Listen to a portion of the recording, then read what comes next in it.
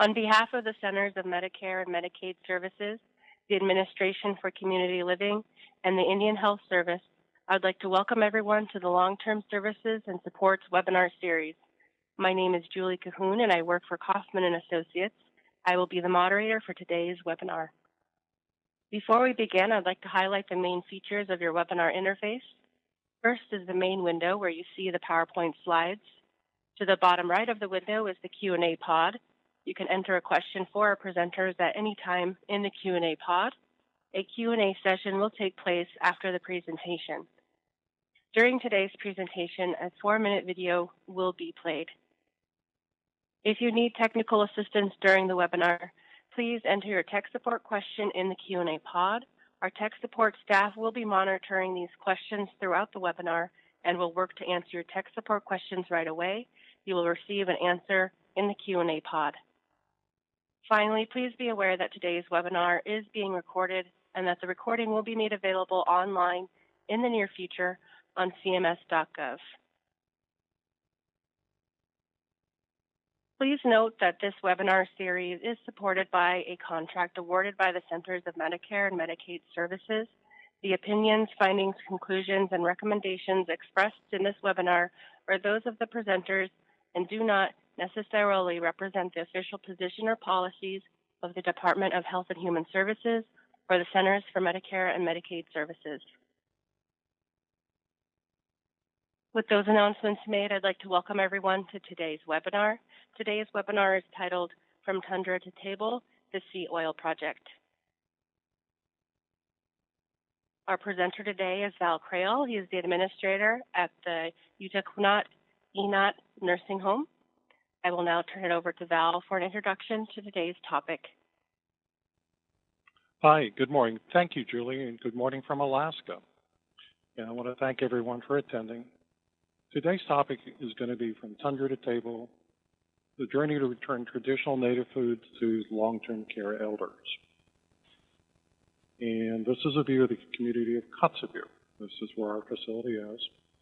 And when you hear the term Land of the Midnight Sun, this is what they refer to. This is actually photo taken at 12 o'clock. The hunting, the gathering, hunting, preserving, and eating of traditional foods for the elders here is more than just a diet. It's a way of life for the people that live here.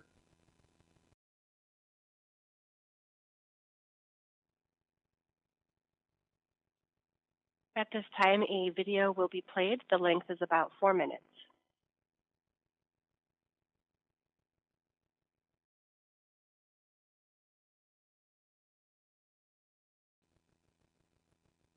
This is the KTVA 11 Evening News.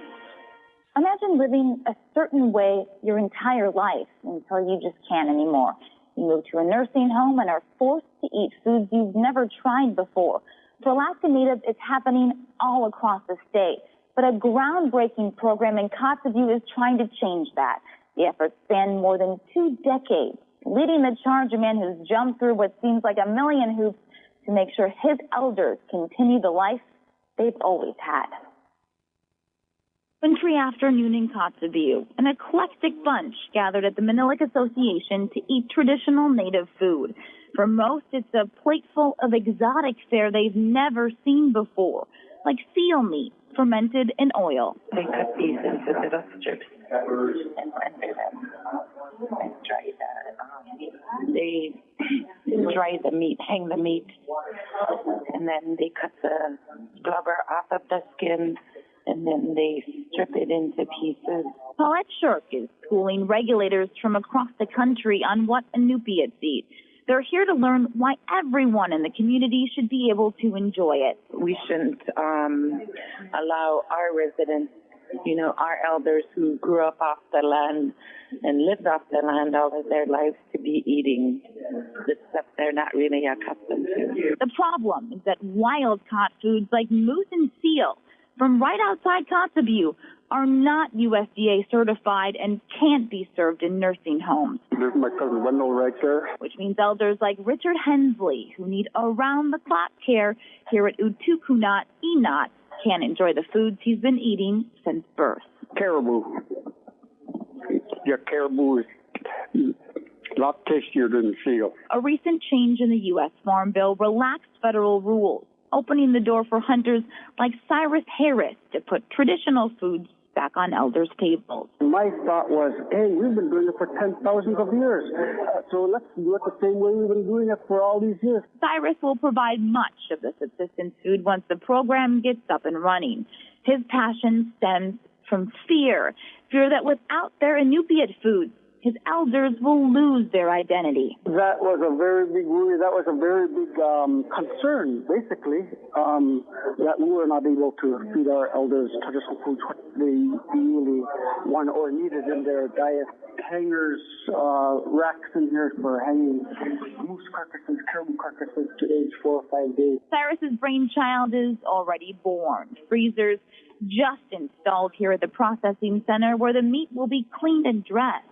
And hunters who will bring more food here are being vetted. We'll be able to actually tell them where this caribou came from, because one of the regulations from the state is who the hunter is. So we can actually say, this caribou, this moose, is being provided to you by Mark or Joe the hunter. Now comes the hard part, rewriting the rules so that this food can be served here. No fur, no feathers, and nothing fermented. It's been the mantra of USDA rules for decades, but now they're here at this table with 6 other agencies to hammer out questions like, should fish be deboned before they're brought to the nursing home kitchen? It's a project that's taken decades. But for hunters like Cyrus, The community hunters take care of the community elders. it's a responsibility that means keeping his culture alive for every generation of Inupiats. Emily Carlson, KTVA 11 News. While state and federal agencies finalize the new regulations, work on the processing center continues. Elders could be served their first traditional meal in the long-term care facility as soon as next month.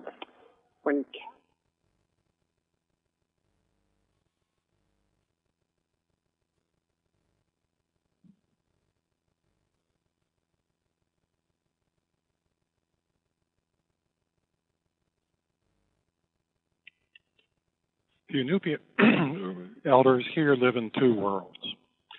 As this sign is from the 4th of July, from one of the vendors here, you can see that they are both in the traditional foods and also in the, as they refer to it, the lower 48.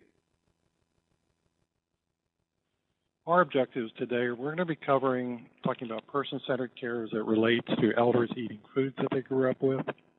We're going to talk about the health benefits of eating traditional foods such as seal oil, past challenges of getting traditional foods approved, finding government agencies, educational institutions, and independent consultants to collaborate with, understanding the traditional process of rendering and the safety risks involved, and learning what it takes to get seal oil approved by a government agency. First part we're going to talk about is person-centered care, and that's been a topic for length in nursing homes for some time now. But here it means incorporating Inupiat values and traditions into their health care, allowing elders to eat the foods they grew up with, and with that, being comfortable in the familiar, and also continuing the connection that they have to the community. And these are the Inupiat values here, and they have to spell them out. Knowledge of language, sharing, respect for others, cooperation, love for children, hard work, knowledge of family tree, respect for nature, spirituality, humor, family roles, hunter success, domestic skills, humility, responsibility to tribe, and that's an important one here, and avoidance of conflict.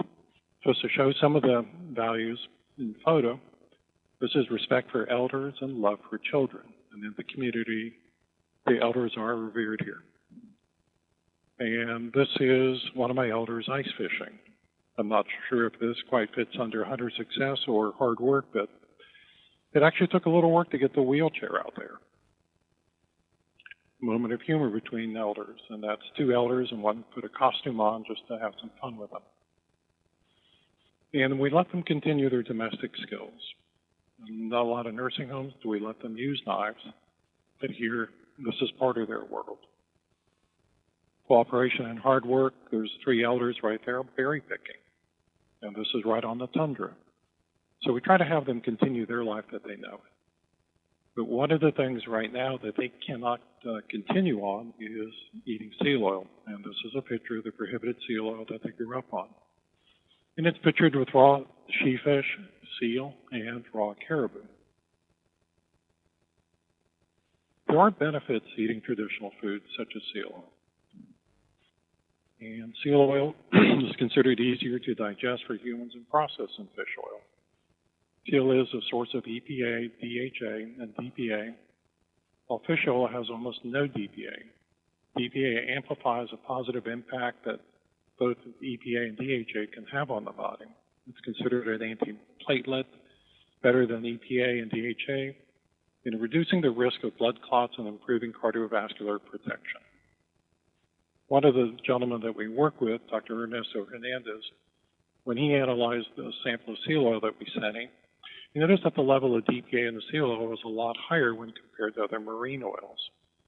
The omega-3 fatty acid has been confirmed actually to be equally as effective, in some cases more powerful than EPA and DHA. Some studies have also found an association between higher blood levels of DPA and healthier aging, including lower risk of heart disease. The other thing he found was there was significantly more omega-7 than most oils, up to 29%. And those have been found to have significantly lower levels of CRP, which is a measure of inflammation in the body, as well as bad cholesterol while increasing good cholesterol. And by contrast, as some of the diets, as with the population here, have started to eat foods that we would, as again, they refer to lower 48. These are the top 10 foods, a little dated survey, but interesting to note, Tang was up there as number 4. So again, there's a change in the diets happening. And with the change, there's an impact on their health.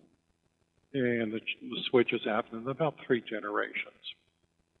Cancer has increased to the leading cause of death. Obesity rate has risen by 63%, and obesity is not quite 36%. Again, this is just one study from that.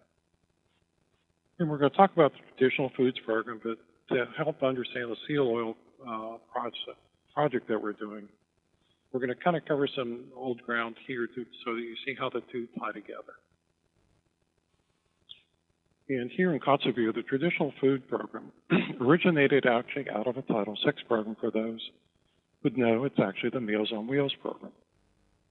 Back in 1993, the Manilic Association convinced the federal government to allow funds allocated for food for the elders in their community at the senior center. Instead of getting food money for food, they got money to buy supplies such as gas and bullets, a hunt, and fish. And the whole design of the program was modeled after a traditional hunter-gatherer program. Now, the program is not a market-based program.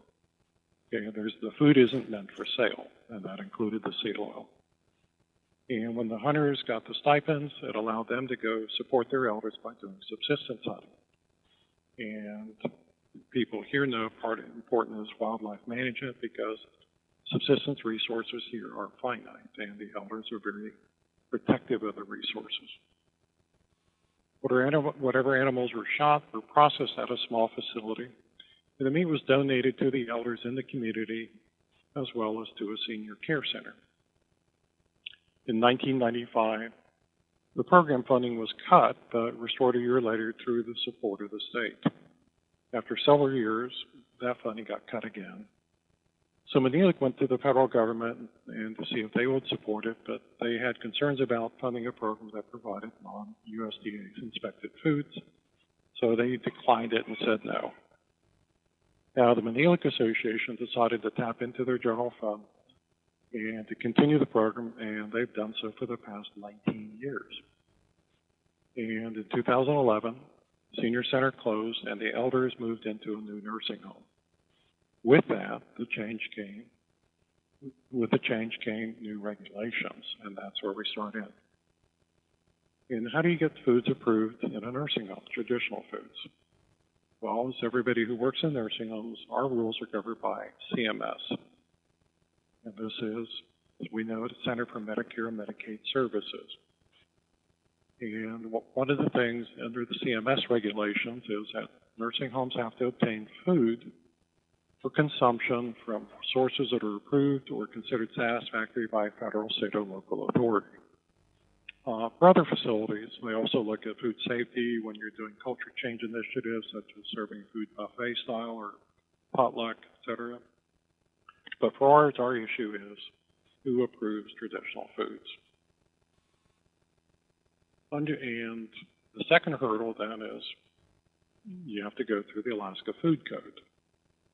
And this is part of the Alaska Food Code. And under that code, they actually allow you to donate food to an institution, be it a school, be it a nursing home, be it a hospital. And these are some of the regulations. Traditional wild game, meat, seafood, plants, other food must be ensured that the animal is not diseased. The food is butchered, transported, and stored to prevent contamination, undesirable microbial growth, or deterioration, and that the food will not cause a significant health hazard or potential for human illness. And if it's an animal, then the food has to be whole, gutted, grilled, killed, as in fish, or quartered and roasted without further processing. And this is that because the people that are donating the food, they're not food processors, so they limit it to how far they can process the food. Then when the institution takes over and goes from there. Any further processing has to happen also at a different place from where you process non-traditional foods, and that's meant to prevent cross-contamination. These are some of the prohibited foods. This is not all-inclusive, but for the purposes of our discussion today. And there's significant health hazards for those. And among them, following game meats and oils, fox meat, polar bear meat, walrus meat, and seal oil, with or without meat in it. So this is a challenge that we're having to look at for our elders. And once the elders went to the nursing home, they lost their traditional foods due to the difference in regulations. Again, you have to look at who's going to be approving the meat source. And when Neelick did what we tried to do actually at Utuqqanaat Inaat, we tried to do a measured approach so that we're not tackling all their traditional foods, but we decided to look at what do they want. And so that's what we tackled. Loss of their foods meant that they would be impacted also socially, as they're losing part of their cultural identity. So the first solution that we came up with was doing a monthly potluck. This is food that's brought in from the outside. This was done by the Kotzebue elders so that the residents at the Utuqqanaat Inaat, which stands for a place for elders, could continue to have traditional foods. And the building that they did the original processing, Neelick decided to renovate that in 2014. And they wanted to have it a building that could inspect traditional foods, and it's called a SIGLOC. SIGLOC stands for cold storage.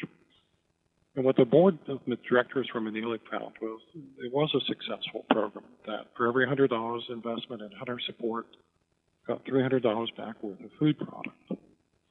And with the facility being required to have a state permit to function, that met the CMS regulation of a government approval agency. And one of the things that we did, we also met with CMS and met with DEC and had them discuss it. This is a picture of the SIGLOC, the building that we're talking about, traditional processing. This is a look on the inside. And this is where it's being set up. And this is a connection to the community now. And this is, anytime you donate food, be it a SIGLOC, be it wherever institution, you have to have a receipt of donated whatever food it is, be it game, be it fish, whatever. But what that form, and I don't know if the state intended it that way, allows a facility or institution to tell the elders who donated that food. So it connects them back to the community. So, because the communities are small, here Kotzebue is only 3,500 people. So now they can say, this was donated by John Doe. And they know who he lives. He's the son of one of the community members. So it's a nice connection. And when the state came up They came up in February of 2015 to give the permit, but we also decided to bring other people in. And we brought different agencies. The SIGLOC was approved by the state to process traditional foods such as moose and caribou. And one of the things about that, discussed a little bit, is that when we originally talked with the USDA to see who had jurisdiction, would they give the stamp of approval for that? USDA had an interesting answer. They said that they cannot be slaughtered under USDA regulations. So we reapproached them again and said, "Is this correct?" And they reaffirmed it. So we ended up doing a conference call with the state of Alaska and the USDA and said, "Who has jurisdiction?"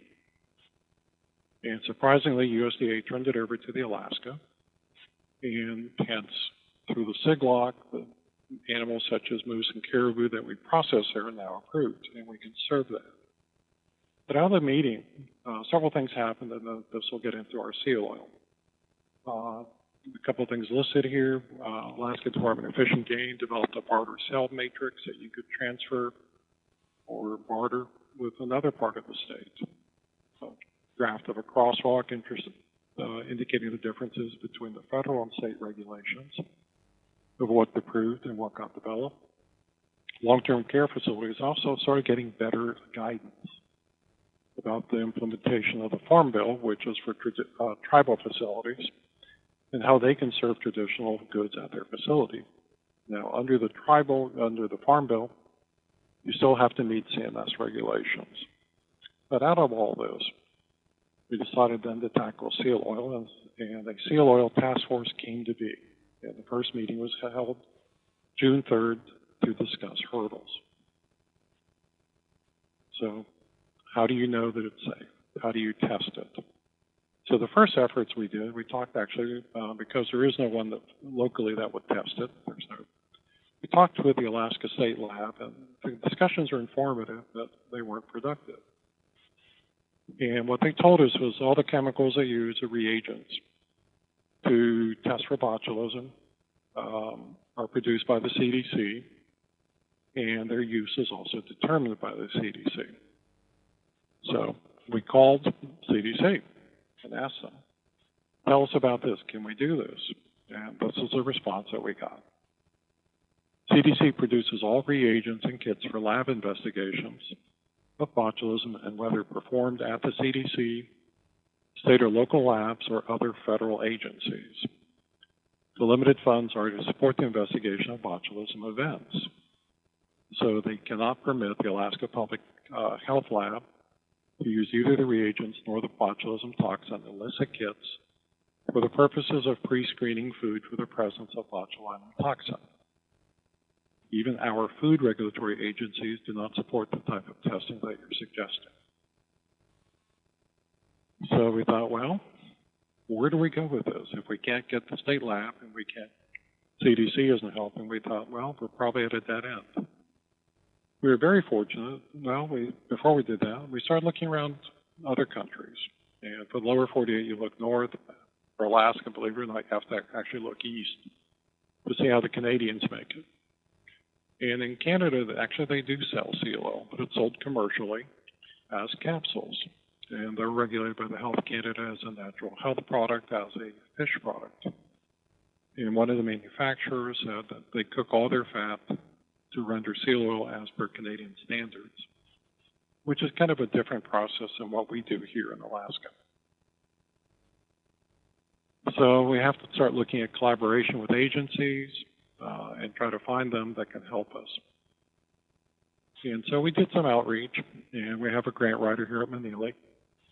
And he was fortunate enough to make contact with a gentleman named Brian Himmelblum and Chris Sanito. Both of them work at the University of Alaska. Fairbanks and Kodiak, over at the Kodiak Marine and Seafood and Marine Science Center. And they also suggested reaching out to a lab at the University of Wisconsin-Madison under the direction of Dr. Eric Johnson.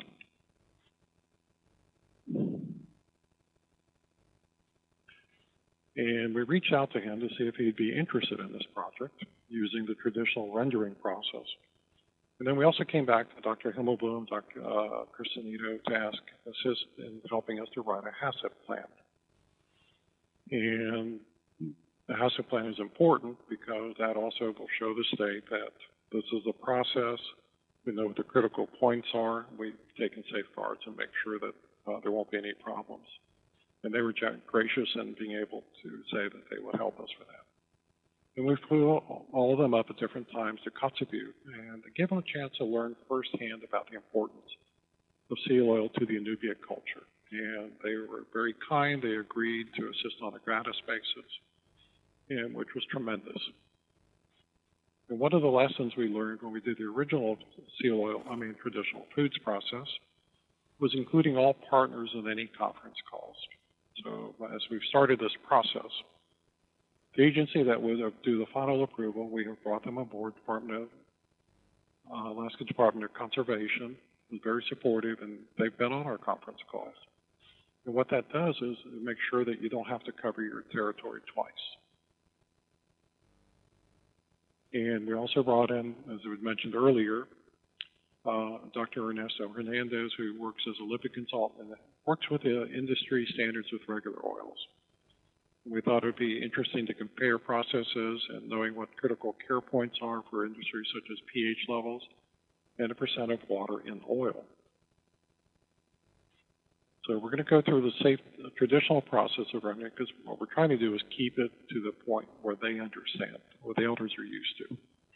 But also talk about the safety risks. So those are the things that we have to deal with. And this is a report from 2014. Tainted seal oil linked to botulism outbreak in southwest Alaska. There's a botulism outbreak in Bristol Bay communities, which is being monitored by the state and local health officials, which said that more than 25 people so far have been linked to a batch of contaminated seal oil produced in the village of Twin Hills.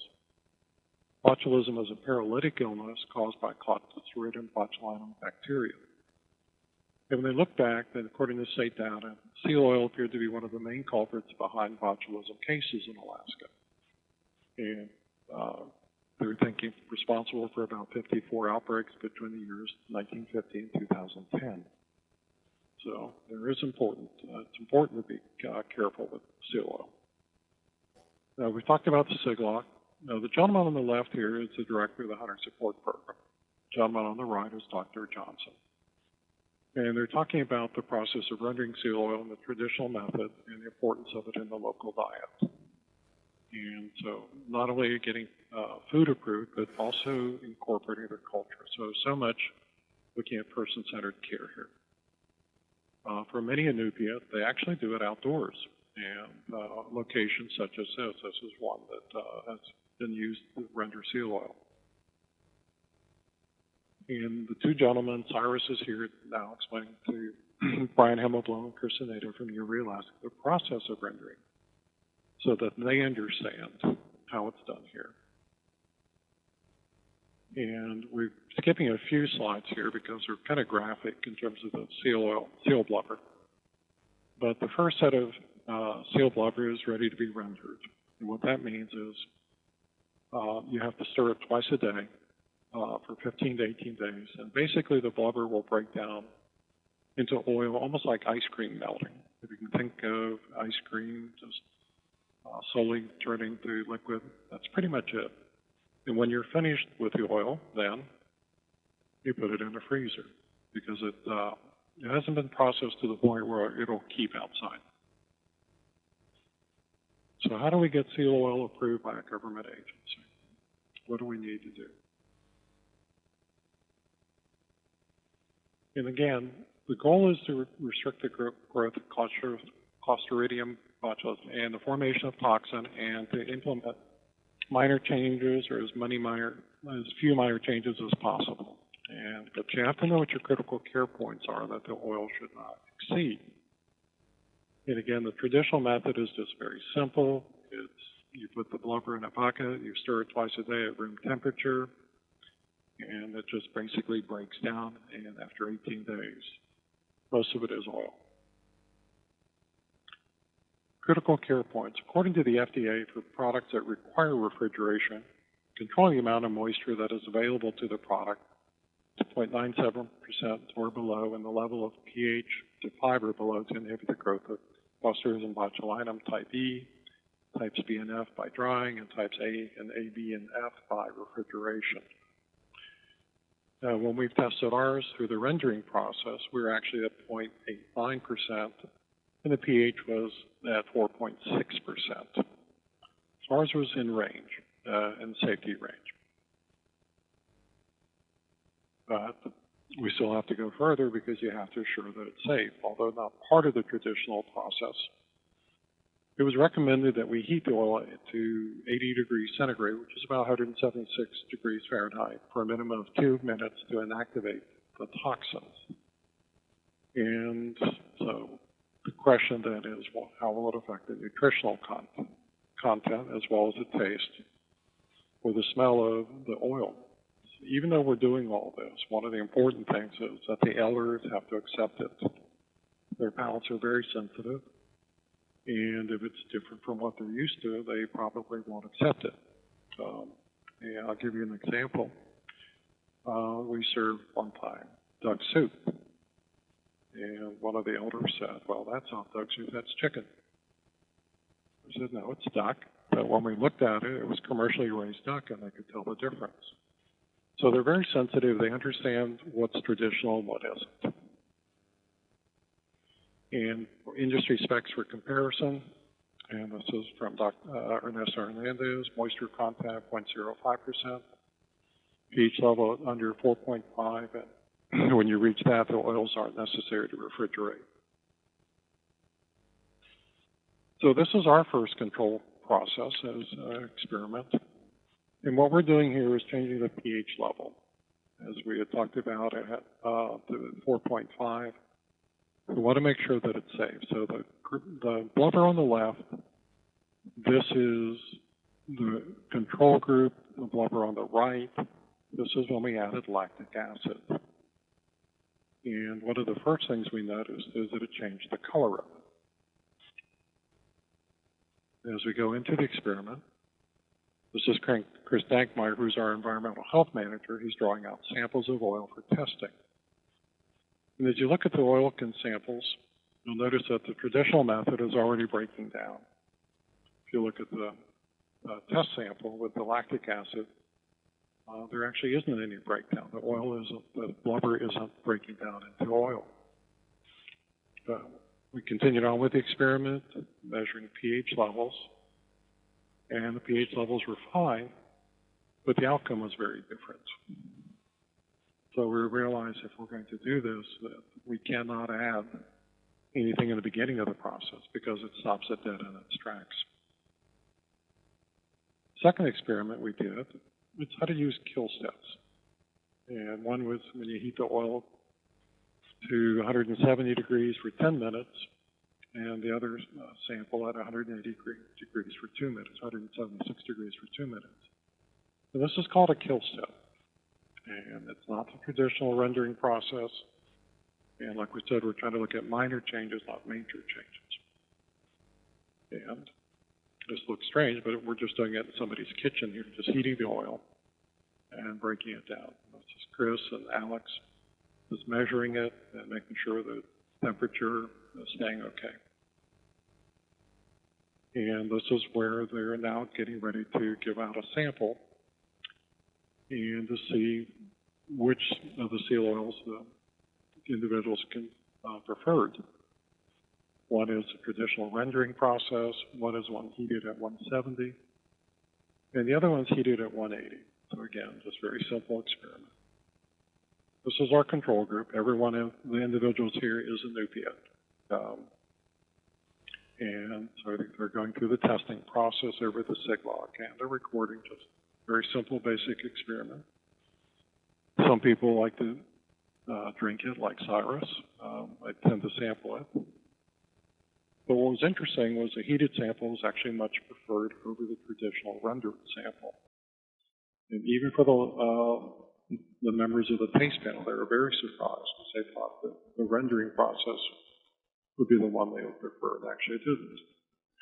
And one of the reasons is when you heat it, it actually breaks down all of the blubber in there.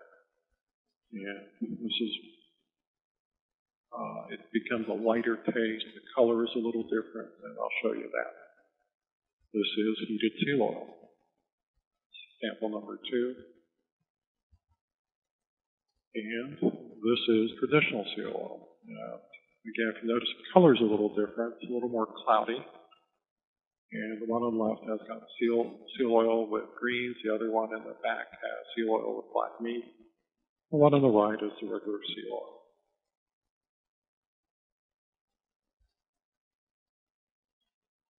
And so where do we go from here? We are still working on this process. We're not finished with it. And we're looking at a final series of tests to be done with the University of Wisconsin. And what they're going to be doing is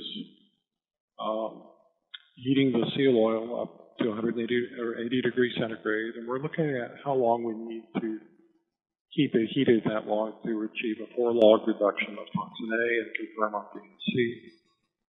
Once that happens, then we will work with our friends from Kodiak Science and Marine Center will help us work out an asset plan for state approval. Then once those go, we will send a letter to the state asking for a variance. This will be the first time we've done this, but we're hoping that this will work. And we've worked with Alaska DEC on this so that everybody is on sync. And so that when we go through the approval, you don't have to come back and do it over again. Once that finishes, we may come back and do some more tests later and take a look at different pH levels, different water content, and a safe, effective time-temp heat pressing center to cook blubber to soil rapidly. So that is where our process is currently. It has been, more than anything, working with government agencies. How do you get from point A to point B? Focusing on the elders and getting their diet back to them. And again, none of this is a commercial venture. The only people that can harvest oil are the natives, and here at Manili, only the long-term care residents get the seal oil, not even the patients at the hospital. It is not given to them. So this is, we're looking just for the elders at the long-term care to continue the life they've always lived. Now we get special thanks to these individuals who've helped. And one individual there also is Kay Branch. In the state, she has passed away, but she's been instrumental in the state of Alaska for so much initiatives on traditional food. And one of the things, even though Alaska is a big state, everybody works together and help each other and support each other on these issues. And they have, we've had visitors from other facilities come in to see what we're doing. And we've also assisted in any way we can with the state in terms of any questions they have. And if it does get approved, then this has potential to affect all other institutions, other nursing homes across the state of Alaska, so that they know that they can prepare seal oil safely, cost effectively, and that they can serve it in not only institutions, but also families, so they know what's safe, how to do it, and give guidance, and the state can give guidance for everybody there. At that point, that is the conclusion of our presentation. We're leaving a little more time for questions, because I know that seal oil can be a sensitive subject, but for the elders here, this is their life. Their diets are high in proteins and fats. There's not a lot of carbs in there, so I'll leave a little more time for questions and normal, and go from there. Great. Thank you so much, Val, for your presentation. That was very informative. At this time, we will go ahead and take questions from the audience. If you have a question for Val, you can go ahead and enter that question in the Q&A pod that's located on the bottom right of your screen. Okay, and again, if you have a question for Val related to his presentation, you can enter and type in that question in the Q&A pod located at the bottom right of your screen. So we do have one question that came in. So Val, it was noted that the control tasting group was fairly young. Do you think there would have been different results if elders did the testing? Not sure. We had one of the things that we are looking at first was can it get past our critics? And Cyrus Harris was one of our gentlemen who does it. And they were actually very surprised that it got the heated oil was approved was more appropriate for them. We've talked about doing a test for the elders. Right now, what we're trying to do before we even do that is make sure whatever we do is done safely for them.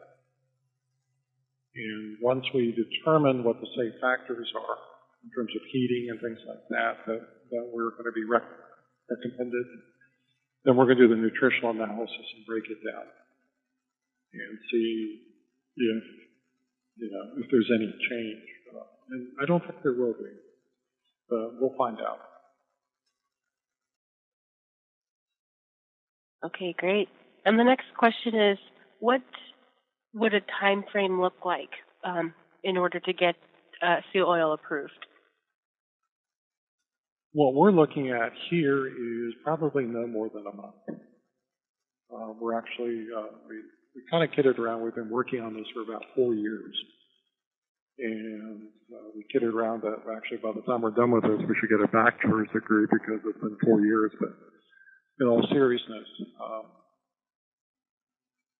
the final test, we are going to be working with Wisconsin. At the end of the week, they should be giving us some information, and we'll go ahead and let them do their test. If everything goes the way we think it'll go, we're working with the gentleman out of Kodiak, Brian Hamilton and Chris Anito, to write a HACCP plan, and then submit that to the state. And the state has said that actually will take about 3 or 4 days, maybe, because they've been already being part of this process. There isn't anything that we have to reinvent for them. And they've met Dr. Johnson, they've met Brian Hamilton, they know Chris Anito. So it makes it a lot easier to go ahead and get the approval. So that's what we're anticipating, probably about a month. The HACCP plan that I've mentioned is what we refer to as a hazard analysis critical care point. So if you're making seal oil, then you look for weak spots in the process.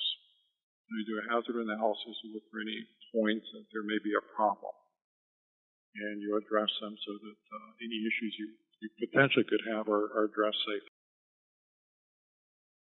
Okay, and another question that came in asked about a HACCP plan. Can you elaborate more on what that is? Yeah, it's the plan that one thing is to get the seal oil safely done, but also the HACCP plan is we have to show the process that we're doing it so that the state can look at it and say, yes, this is safe. All the steps we're taking assure sanitation, there's no cross-contamination, and you're doing this correctly. So that's a very important part of that. So in addition to the testing, the HACCP is actually the second piece of the puzzle. And we've been, again, very fortunate. So much of this has been a collaboration of finding people who know this stuff. My background is a nursing home administrator. And so for me, I'm drifting out of areas I've never even been close to working in before professionally. But we've been fortunate to find people that are willing to help and be a part of this. And that's made all the difference in the world.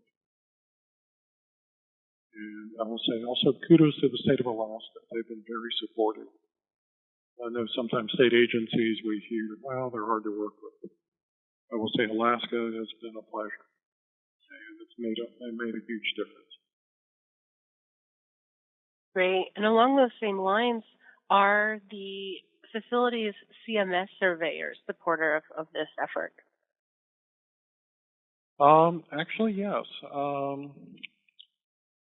We had an interesting guess who's coming to dinner moment when, after the state approved the SIGLOC, we actually asked the people from the Alaska DEC if they could meet with us over at CMS, and we brought them over. And DEC was very supportive, and they said that permit on the wall says that the state of Alaska has approved this facility to serve food.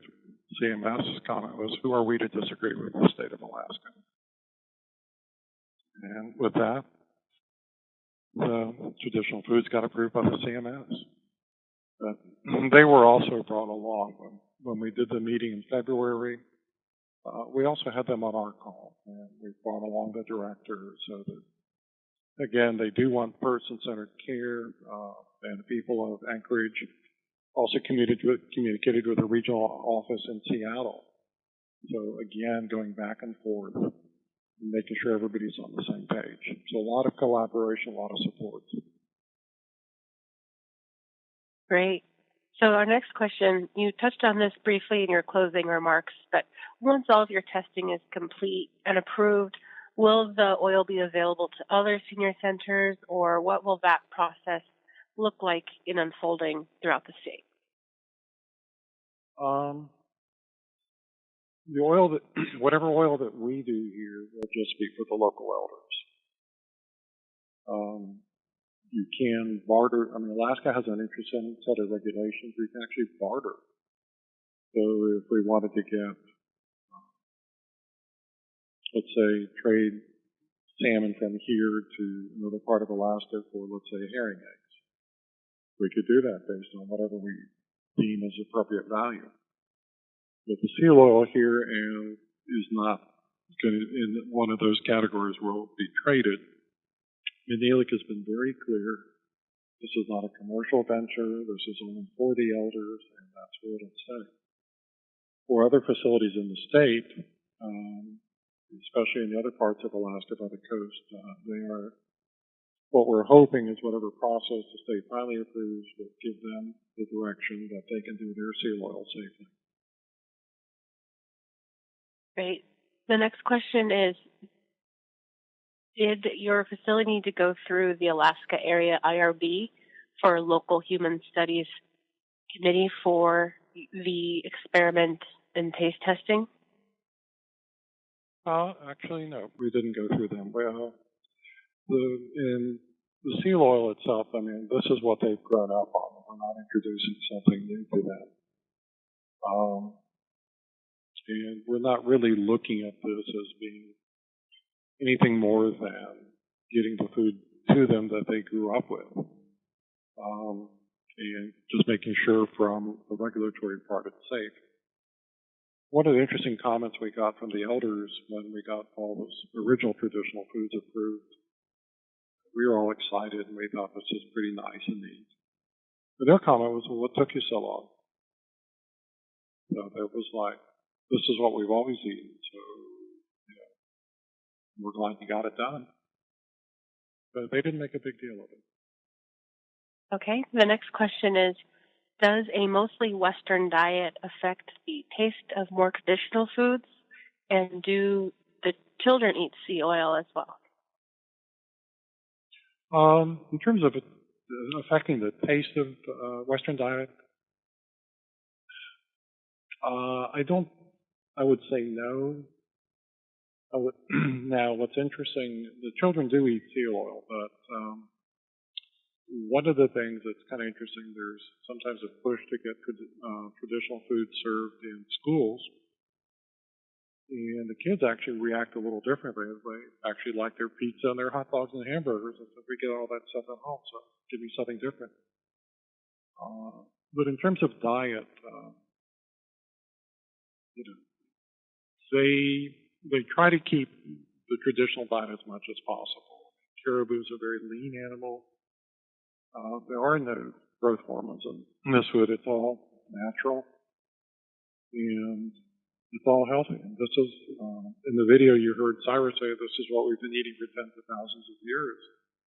Well, that's correct. So their attitude is, why can't we eat the foods that we've grown up with? And, if we talk about person-centered care, then, it's hard to argue with that. The question is, how do we get from point A to point B where we merge both worlds together? Great. We have a couple more questions here and about 10 minutes to go, so we'll work through the remaining questions. If you have other questions for Val, go ahead and put those in the Q&A box as we still have about 10 minutes remaining. So the next question is, does the chance of botulism have anything to do with the health of the animal itself, or is it all in the rendering process?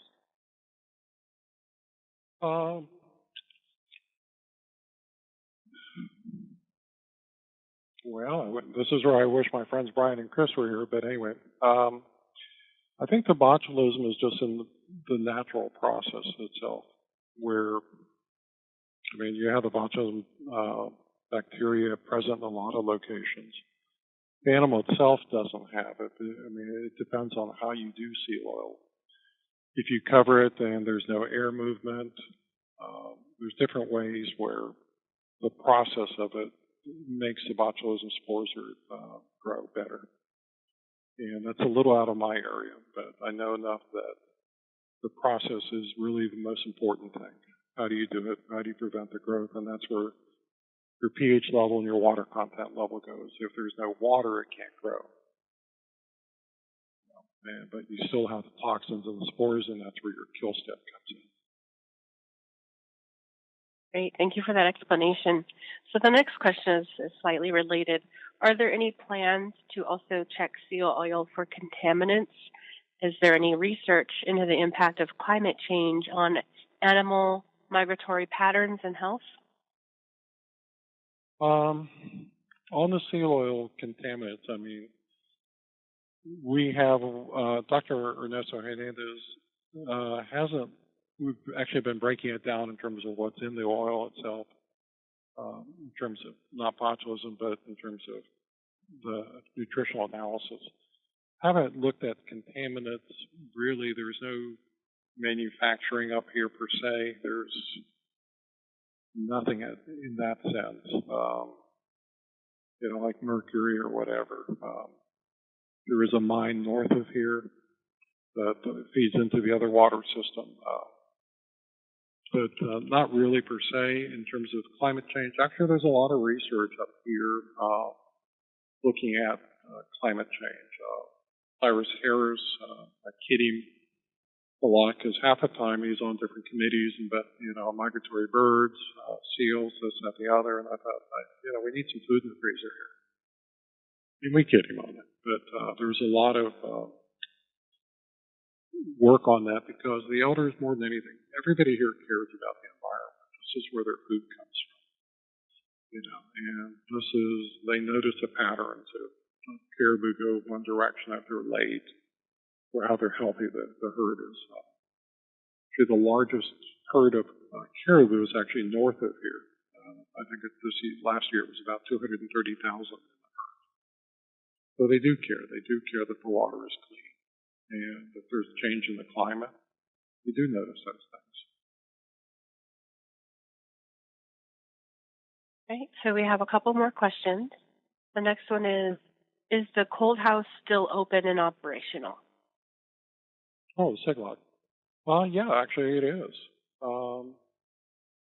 And that's where all of our food goes. Now, under the Alaska Code, you can actually donate to an institution. But as I said, as we mentioned earlier, Utuqqanaat Inaat is a nursing home. And we're not expert on is the food healthy or is the animal healthy, is it whatever. So we let that run through the Siglog, through Cyrus Harris, who's an expert on food, and to make sure that it's safe. One of the interesting regulations we have here in Alaska is if you accept, let's say, a caribou that's been shot by another hunter, you are actually responsible for the whole animal if it's slaughtered. So if he gives you half of a caribou, you're actually responsible for the other half. So rather than get into any of that, we just run it through the Siglog and say whatever comes out of there, then we'll go with. And to us, it's just the best way to do it. We have people that will come by and want to donate fish to us. So that's great. Run it through here.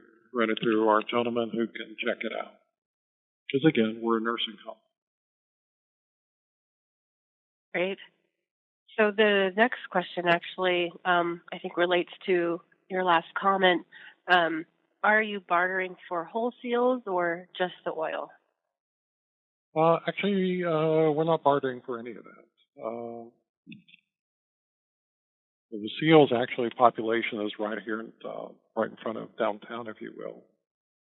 I think a couple of years ago we had a scene where there was probably about 400 seals in the harbor going one way and probably 10,000 caribou going the other. So the animals live right here. So we don't need to barter for them. What we are not interested in is bartering for other things using seal oil. So if you give us this, we'll give you a quarter seal oil. Just being very careful that people understand this is meant only for this population.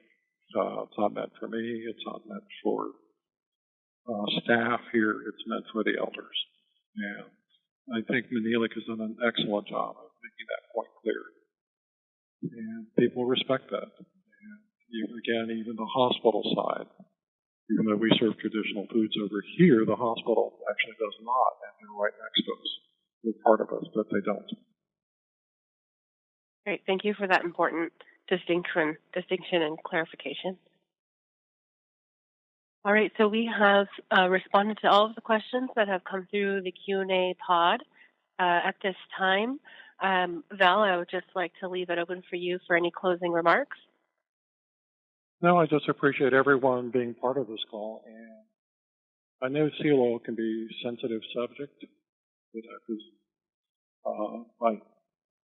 people can interpret it wrong. But for the people here, they look at this is their life, this is their food, and the more I've been here 6 years, the more I'm here, the more I appreciate and understand their point of view. And as long as it's focused on them, on the elders, and for the mission, then I will support it. So I thank everyone for joining, and certainly if there's any questions, I'll be free later to answer them. Thank you so much. All right. I would like to thank Val for joining us today and for sharing information about the integration of traditional foods back into the diets of the community's elders. In closing, I would like to remind everyone that today's webinar was recorded and that the audio and presentation slides will be made available online at cms.gov on the Tribal LTSS Technical Assistance Center website. Thank you again for joining today's webinar. Our session is now concluded.